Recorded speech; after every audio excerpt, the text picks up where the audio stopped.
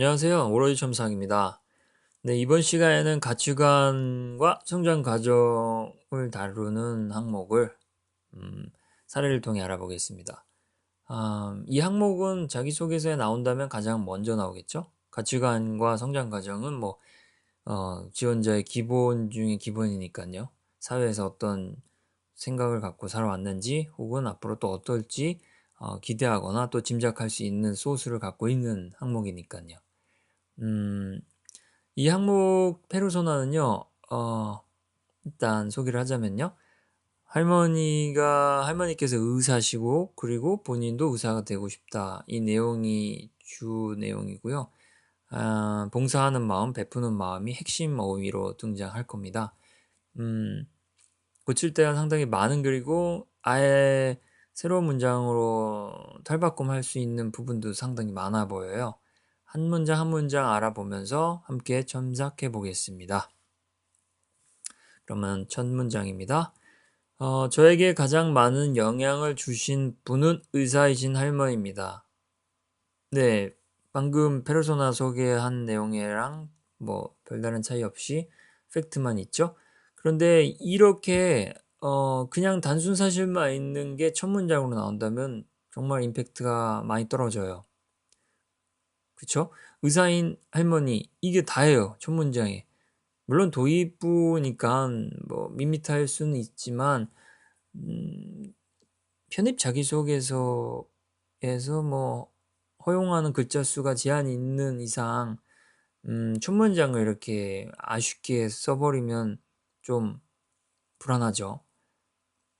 이때는 첫 문장을 많이 큰 줄기라고 생각하고 주요 내용과 주요 어휘를 한번 복합적으로 고려해서 쓸 필요가 있어요. 그렇다면 일단 이 문장 다음까지 한번 읽어볼게요. 할머니께서는 의사활동을 하시면서 단순히 일을 하는 게 아닌 봉사하는 마음으로 환자를 대하시는 일에 열정을 가지고 계신 분입니다. 네, 이 내용까지를 어떻게 가공을 해본다면 첫 문장을 이쁘게 만들 수 있을 것 같습니다. 두 번째가 봉사하는 마음으로 환자를 대한다. 그리고 열정이 있다. 첫 문장은 의사다, 할머니다. 그렇다면 첫 문장은요. 어차피 본인도 의사가 되고 싶은 상황이니까 의사로 시작해 볼게요. 일단 만터치고 의사로 활동하고 계신 할머니를 보며, 그쵸? 할머니를 보면서 본인이 어떤 마음을 느꼈는지 중요하니까요. 그게 할머니를 보며 봉사에 대한 의미를 되새길 수 있었습니다. 어떤가요? 이거를 없애버리면요. 첫 문장을 없애버리면 의사로 활동하고 계신 할머니를 보며 봉사에 대한 의미를 되새길 수 있었습니다. 자, 여기서는요. 의사라는 어휘, 그러니까 할머니, 그다음 봉사, 그러면 이 세 가지가 메인이에요. 메인. 봉사, 할머니, 의사. 여기서 첫 문장에서 다 잡은 거죠. 두 번째 문장은 그래서 수월하게 나올 수 있어요. 할머니께서 여기서는 열정이 중요하죠. 할머니께서는 책임과 열정. 네, 열정과 책임은 거의 동전의 양면격이죠. 아주 잘 어울리는 어휘라서 책임하면 열정 이렇게 생각해도 무방해요. 책임과 열정을 바탕으로 환자를 대하신다는 것보다는 환자를 마주하시고 그쵸? 마주하시고 그다음에 항상 상대방을 먼저 배려하십니다.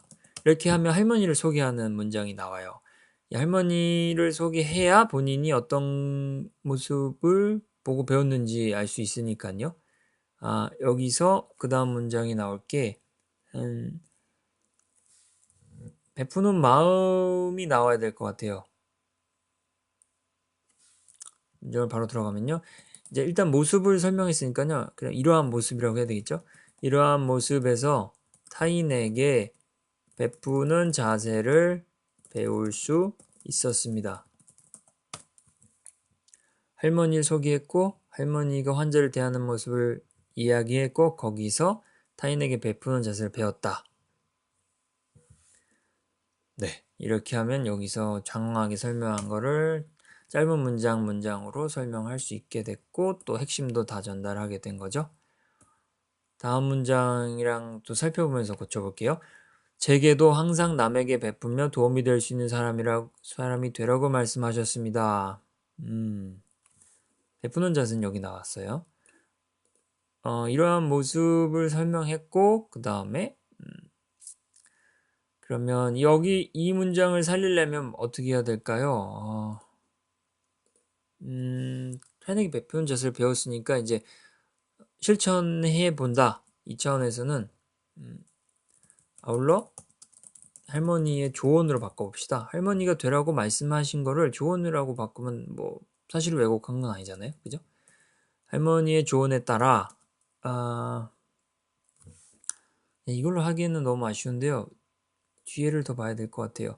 그 영향으로 중고등학생 때 양로원에 청소하러 다니고 폐지 줍는 분들께 장갑을 선물하는 봉사활동을 했습니다. 할머니의 조언에 따라 봉사활동을 했다라고 하면 자연스러울 수 있겠죠? 다양한 봉사활동에 참여했습니다. 됐어요. 그러면 이 문장은 이제 자연스럽게 삭제할 수 있고요. 참여했습니다. 이제 봉사활동 내용이 나와야 되겠죠? 그 봉사활동 내용이 중고등학생 때 양로원이랑 장갑 선물인데요. 그걸 쓰자면 중고등학생 때 양로원 청소를 다닌다. 이거는 좀 어떤 내용인지는 알 것 같지만 모양이 좀 안 이쁘잖아요. 이럴 때는 구체적으로 어휘를 조금만 다듬으면 같은 내용인데도 표현에 의해서 뭔가 모양이 이뻐지는 경우가 있어요. 이게 그런 경우인데요. 양로원 시설을 정기적으로 청소했고 이렇게 하면 같은 내용을 전달함에도 달라 보이잖아요. 정기적으로 청소했는데 양로원 전체가 아니라 현실적으로 양로원 시설을 했다. 구체화 범위를 구체화하고 그다음에 정기적으로 시점도 그러니까 구체화하고 행동은 청소고 이렇게 나눠서 정확하게 표현을 해봤어요. 그리고 폐지를 줍는 분들한테 장갑을 선물한 거. 이게 봉사인지는 모르겠지만 봉사처럼 보일 수 있죠. 여기서 흐름상. 폐지를 줍는 분들이 뭐 그냥 분들보다 노인이 낫겠죠? 노인분들이 많이 하시잖아요. 노인분들께는 장갑을 나눠드렸다. 이렇게 하면 장갑을 선물한 것보다는 나눠드린 게 뭔가 봉사 같아요. 선물한 거는 봉사 같지가 않아 보여요. 왠지 그냥 나눠드려야 그냥 어휘의 통일감도 있고요. 네, 그럼 이 문장도 이렇게 새로 작성한 게 됩니다. 다음 문장은 봉사활동을 하면서 봉사는 결코 쉬운 게 아니라는 걸 깨닫고 할머니가 다시 한번 존경스러워졌습니다. 봉사가 쉽지 않다는 걸 깨달았다는 건 봉사활동을 한 후에 느낀 바니까 아주 순서상으로 너무 적절한데요. 뒷부분이 조금 어색해요. 할머니가 다시 한번 존경스러워졌습니다. 할머니는 이미 존경스러운 대상이고요. 굳이 본인이 본인의 가족을 존경한다는 표현은 쓸 필요는 없어요. 존경하는 건 너무 당연하고요. 여기서는 존경한다는 것보다는 봉사를 통해 봉사가 쉽지 않다는 거 알았지만 그런 게 할머니를 통해 어떤 게 더 있었다라고 내용을 조금만 덧붙이면 좋을 것 같아요. 일단 써보면요. 봉사가 쉽지 않다는 사실을 체감하며 체감하며까지 하면 봉사는 결코 쉽지 않다는 게 나온 거죠. 하며 할머니가 등장은 해야 되겠죠. 할머니의 정신 자세, 그러니까 마음가짐이랑 뭐 실천하는 모습, 본인의 열정을 행동으로 옮긴 게 결국 손녀의 감동으로 이어진 거잖아요. 그럼 여기서는 할머니의 마음가짐이라고 할게요. 마음가짐과 실천. 그러면 두 개 다 나오죠. 외부랑 내부. 마음은 내부, 외부는 실천. 네, 깊이 감명했다. 이렇게 하면 존경했습니다와 많이 차이가 안 나는, 하지만 자기소개서에는 더욱더 적합한 내용으로 변신했습니다. 네, 그럼 여기도 삭제하고요. 이렇게 되면 여기까지가 할머니가 등장한 거고, 이후에는 본인의 가치관이 많이 나와요. 그러니까 위에 이 부분이 성장 과정이라고 할 수 있고요. 뒷부분은 그 성장 과정을 통해 나온 본인의 가치관, 이 정도로 해석할 수 있겠네요. 중요한 건요, 성장 과정이라고 해서 본인의 뭐 유년기부터 뭐 형제 이런 내용, 뭐 부모님 모든 내용을 다 기술할 필요는 없고요. 그리고 전 시각을 다 다룰 필요가 없어요. 핵심이 되는 시점. 이 페르소나 같은 경우는 할머니에게 초점을 맞춰서 뭐 막 시간상으로도 크게 범위가 넓지도 않고 그냥 중고등학생 때, 그리고 할머니가 언제부터 의사였는지도 중요하지 않으니까요. 그냥 의사셨다는 거. 시기랑 관계없이. 네, 이런 식으로 좀 유연하게 본인이 써야 될 내용, 자기소개서에 소개할 만한 내용 위주로 뭐 인물이든 시점이든 뭐 그런 식으로 범위를 압축하거나 아니면 특정화해서 기술을 하면 좀 장황하지 않고 그러면서도 의미 있게 글을 쓸 수 있을 겁니다. 네, 그러면 가치관 부분을 한번 알아볼게요. 저는 삶을 혼자 산다고 생각하지 않습니다. 네, 그렇죠. 혼자 산다고 생각하는 사람은 안 되죠. 이거를 저는 자기 지칭 이런 거 나오지 않게 고친다면요. 사회에서 개인은 결코 홀로 살아갈 수 없습니다. 이게 곧 저는 삶을 혼자 산다고 생각하지 않습니다랑 같아요. 근데 자기 지칭도 없고 그러면서도 분명 사실을 명확하게 전달하고 있죠. 이렇게 바꾸는 겁니다, 글을. 그리고 다음 문장은요. 이거 삭제하고요. 봉사하는 것처럼 누군가에게 도움을 베풀 수도 있고 또 언젠가 내가 도움을 필요로 하게 될 수도 있다고 생각하기에 내가 봉사를 하는 게 언젠가는 나에게 돌아올 것이라고 생각합니다. 안 돼요, 이렇게 쓰면. 내가 봉사를 하는 게 언젠가 또 나에게 돌아올 것이다. 뭐 여기는 언젠가 내가 도움을 필요하게 될 수도 있고 굉장히 계산적이잖아요. 봉사를 한다고 해놓고 할머니한테 보고 배운 게 결국 계산적인 봉사라는 얘기가 되잖아요. 이거 혼자 스스로 결국 악수를 두는 거예요, 이건. 이렇게 쓰면 안 되고요. 반드시 점검해야 되는 이유가 이런 거죠. 그냥 생각하지 않고 그냥 술술 써지는 대로 쓴 거예요, 글을. 마음속에 있는 내용을요. 그러니까 본인도 이렇게 생각은 하지 않았을 거예요. 더 같이 도와주면서 살자, 이 내용인데 굳이 뭐 이렇게 쓰지 않아도 될 걸 쓴 거죠. 그러니까 퇴고하고 점검해야 됩니다. 뭐 봉사를 사전적 의미로 일단 정확하게 잡고요. 그리고 그 내용을 조금 확장해서 기술을 해볼게요. 이 내용에서는 지금 건질 수 있는 게 없으니까요. 새로 써야 될 것 같아요.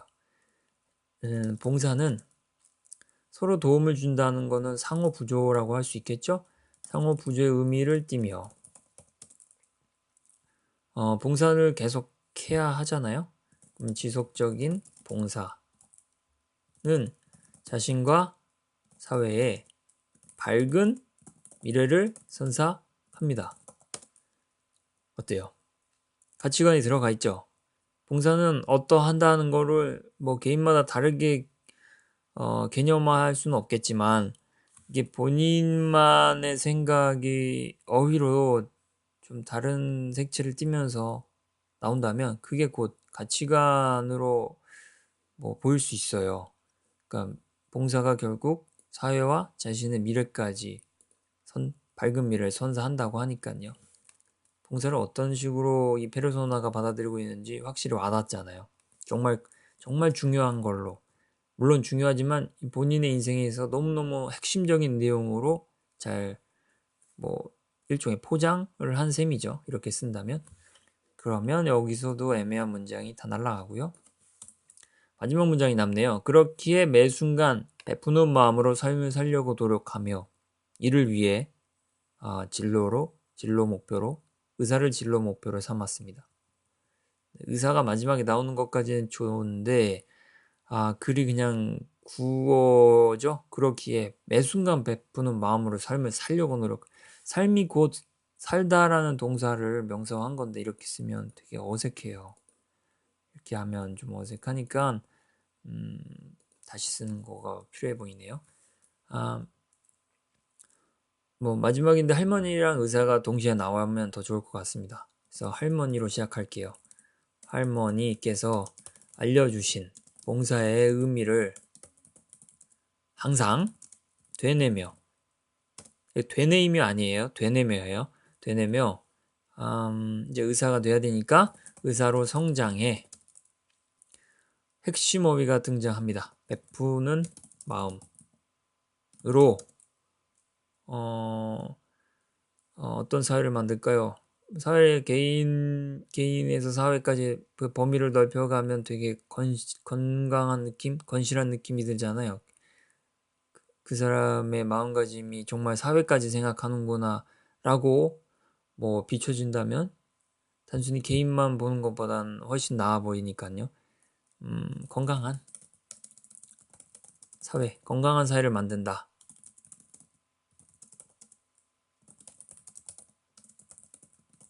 어때요?